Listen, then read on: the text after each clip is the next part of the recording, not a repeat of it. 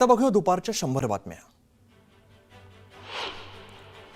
धाराशिव जिल्हाभरात पुराचा हाहाकार सुरू असताना जिल्हाधिकारी कीर्ती किरण पुजार नाचगाण्यामध्ये दंग असल्याचे दिसून येत आहे। तुळजापुरात नवरात्र महोत्सवानिमित्ताने आयोजित सांस्कृतिक कार्यक्रमात डान्सचा व्हिडिओ सध्या व्हायरल होतो, त्यामुळे नागरिकांनी संताप व्यक्त केला आहे।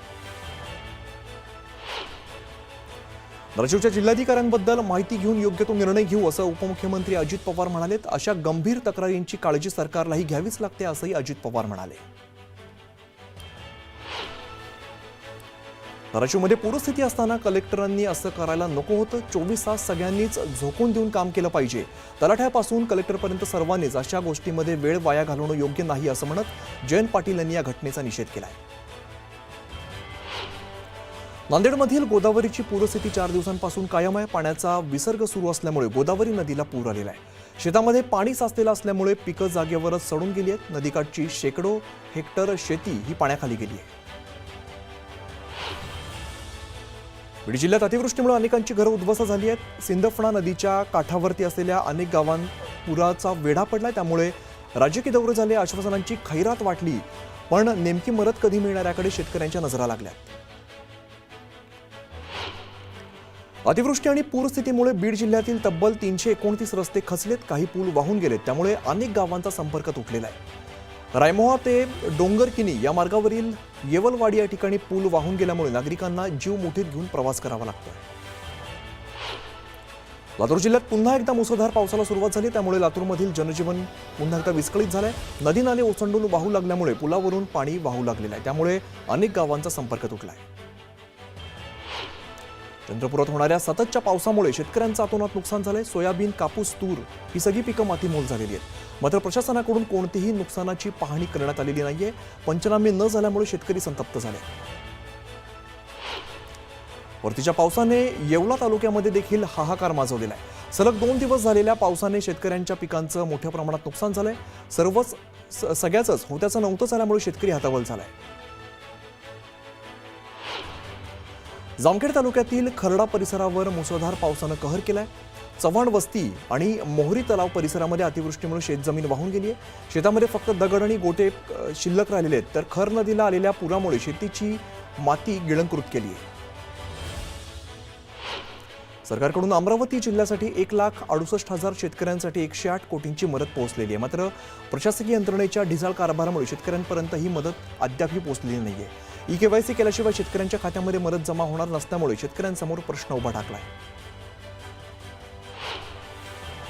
सोलापूर शहरात पावसाने दमदार हजेरी लावली आहे। पुढील 4 दिवस सोलापुरात मुसळधार पावसाचा अंदाज वर्तवला जातोय। सतत पडणाऱ्या पावसामुळे अनेक भागामध्ये नुकसान झालंय। सीना नदीला पुन्हा महापूर येण्याची शक्यता असल्यामुळे नदीकाठी अतिवृष्टीच्या अंदाजामुळे सतर्कतेचा इशारा देण्यात आलाय। अतिवृष्टी झाल्यास सीना नदी कोळेगाव धरणातून अधिकचं पाणी सीना नदीत सोडलं जाणार आहे। सोलापूरच्या बार्शी तालुक्यात कांदा उत्पादक शेतकऱ्यांना मुसळधार पावसाचा फटका बसलाय। पांगरी परिसरात शेतीचं मोठं नुकसान झालं। या पावसामुळे 2 एकरवरील कांदा सडण्याची भीती शेतकऱ्यांनी व्यक्त केली आहे। भंडारा जिल्ह्यात विजांच्या कडकडाटासह पावसानं हजेरी लावली आहे। पावसाने मोहाडी, लाखनी आणि लाखांदूर तालुक्यातील अनेक भागातील कापणीला आलेलं भात पीक भुईसपाट केलेलं आहे, त्यामुळे शेतकऱ्यांचं प्रचंड नुकसान झालंय। शेतकऱ्याला प्रति हेक्टरी 50,000 रुपये मदत द्या या मागणीसाठी बीडच्या केजमध्ये शेतकरी कामगार पक्ष आक्रमक झालाय। केज तहसील कार्यालयावरती मोर्चा काढत सरकारविरोधात संताप व्यक्त केलाय।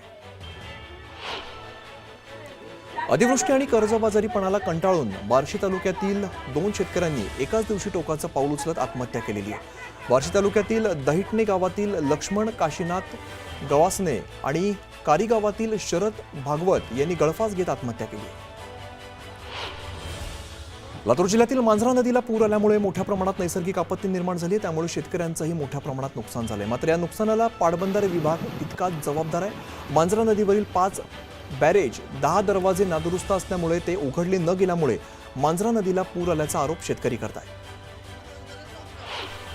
करमाळा तालुक्यात झालेल्या पावसामुळे सीना नदीला पूर आलाय। सीना नदीच्या पुरामुळे नुकसान झालेल्या भागात जयंत पाटील यांनी पाहणी केली।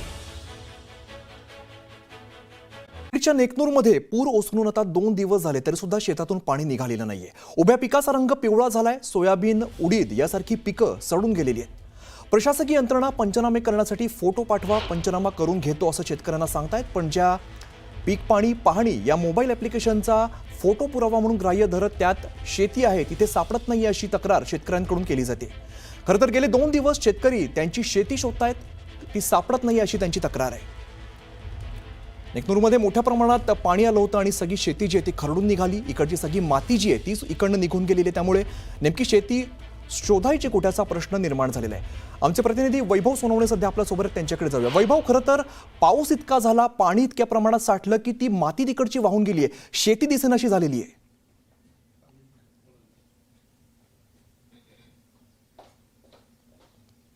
आम्ही ती तर गोष्ट खरीच आहे, मात्र यात सगळ्यात महत्वाची अडचण जी झाली आहे, प्रशासनाकडून पंचनामे करण्यासाठी ज्या फोटोंची मागणी केली जाते, ज्या ऍप्लिकेशनवरून हे फोटो अपलोड करायचे त्याच्यावरती लॅटिट्यूड आणि लॉन्जिट्यूड येतं, म्हणजे तो पुरावा ग्राह्य धरला जातो त्याच ठिकाणचा आहे, ज्याला जिओ टॅगिंग असं म्हटलं जातं। प्रत्यक्षात काय होतं ते बघूयात आपण। ही श्रुती नावाची मुलगी आपल्यासोबत, तिचं हे ऍप्लिकेशन आहे आणि या ऍप्लिकेशनमध्ये ती तिच्या शेतीवरती उभी आहे, म्हणजे तिचं शेत जिथे आहे तिथे ती उभी आहे, मात्र त्याच्यावरती काय दाखवतंय, तुमची शेती इथून 1208 मीटर लांब आहे। जीपीएसची अचूकता जी आहे हे अक्षांश रेखांश दिलेले आहेत, याच्यावरती उभं राहून इथून त्यांना फोटो जे आहेत ते फोटो काढावे लागतात, तर तो पंचनामा जो आहे तो गृहीत धरला जातो। प्रत्यक्षामध्ये आता श्रुतीला घेऊन जाऊया आणि तिचं शेत कुठं आहे ते तिला माहिती आहे, मात्र या ऍप्लिकेशनमध्ये जर पंचनामा करायचा असेल तर तुमचं शेत जे आहे ते शेत या ऍप्लिकेशनवरती दिसलं पाहिजे, ज्याचे फोटो अपलोड करावे लागतील। ते फोटो अपलोड केल्यानंतर पंचनामा जो आहे तो प्रशासनाकडून केला जाईल। आता या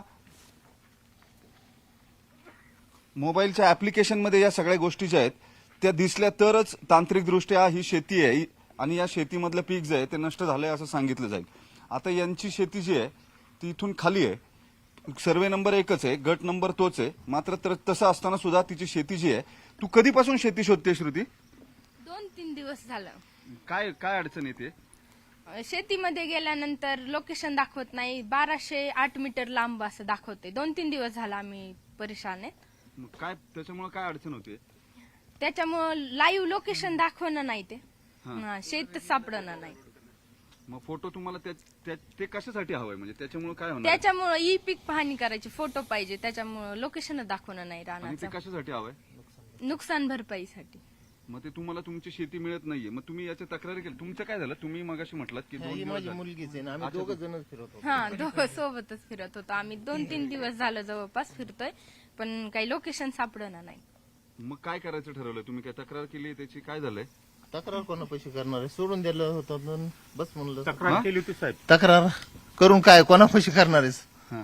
त्याच्यामुळे आम्ही झटून काय करणार होतो की नाही आता होतं, आपण द्या सोडून, जाऊन द्या तिकडं, तुमचं पण काय होतच विषय? नाही ते। माझा विषय असा आहे की आमचा गट नंबर 223, हा. त्याच्यामध्ये मी ई पाहणी करण्यासाठी गेलो। तिथं क्षेत्र आम्हाला दाखवतंय, पण असं कुठलंही दाखवत नाही की इथं उभा राहून करा, ह्या साईडला जा, कुठल्या साईडला जा।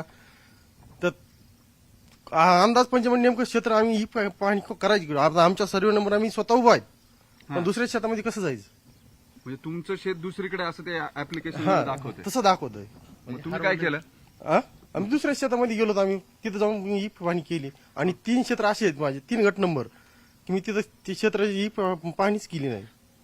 कुठं करणार? ते क्षेत्र सापडणार आम्हाला, शेती सापडत नाही। शेती सापडत नाही। शेती हरवली काय असं आवडणार आम्हाला।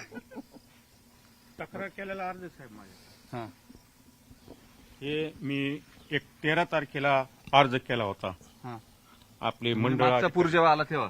आता मागच्या, त्यानंतर वाढलं, 30 तारीख केली त्यांनी। हा. 14 तारीख होते म्हणून मी 13 तारखेपर्यंत प्रयत्न केले ही पीक पाहणी करण्यासाठी। माझ्या शेतात गेलो, तिथून मला 2000 मीटर दाखवण्यात आलं, मी फिरलो, परंतु ही पीक पाहणी व्हायना, म्हणून मी काय केलं, असा अर्ज केला गिरदावर साहेबांना आणि त्यांना पाठवला मी। तर ते म्हणले की तुम्ही प्रयत्न करा, भेटतंय, शोधतंय। मला कुठपर्यंत शोध करायचा? म्हणजे ही पंचनाम्याची वास्तविक परिस्थिती आहे। या शेतकऱ्यांकडून फोटो मागवले जातात, बांधावरती काही महसूलचे अधिकारी येत नाहीत किंवा प्रशासकीय यंत्रणा जी आहे ती बांधावरती येऊन प्रत्यक्षामध्ये दखल घेत नाही किंवा ते स्वतः पंचनामे करत नाहीत। आता तांत्रिकदृष्ट्या श्रम कमी करायसाठी ऍप्लिकेशनचा वापर केला जातो, मात्र त्याच्यामुळे ज्या अडचणी होतात त्यामुळे तुमची शेती सापडत नाहीये किंवा जे अक्षांश रेखांश आहेत ते दुसऱ्या ठिकाणी दाखवतात, शेती तिसऱ्याच ठिकाणी आहे. पिकं जी आहेत ती पिकांचं नुकसान झालेलं ते दुसऱ्या ठिकाणी कसं दाखवायचं असा या शेतकऱ्यांचा प्रश्न आहे.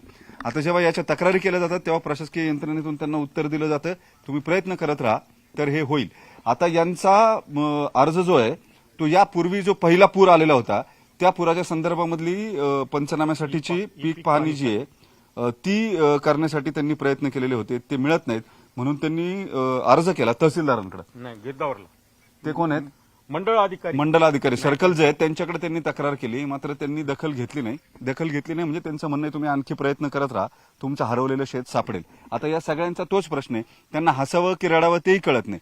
म्हणजे शेती दिसते समोर, गेलेलं पीक दिसतंय समोर, मात्र तांत्रिकदृष्ट्या त्या ऍप्लिकेशनवरती तुमची शेती तिथे नाहीये. अक्षांश रेखांश कुठेतरी दूर 1 किलोमीटर 2 किलोमीटर दूर दुसऱ्या ठिकाणी दाखवत आहेत. आता याला उत्तर कुणी शोधायचं असा प्रश्न आहे त्यांचा. अमित.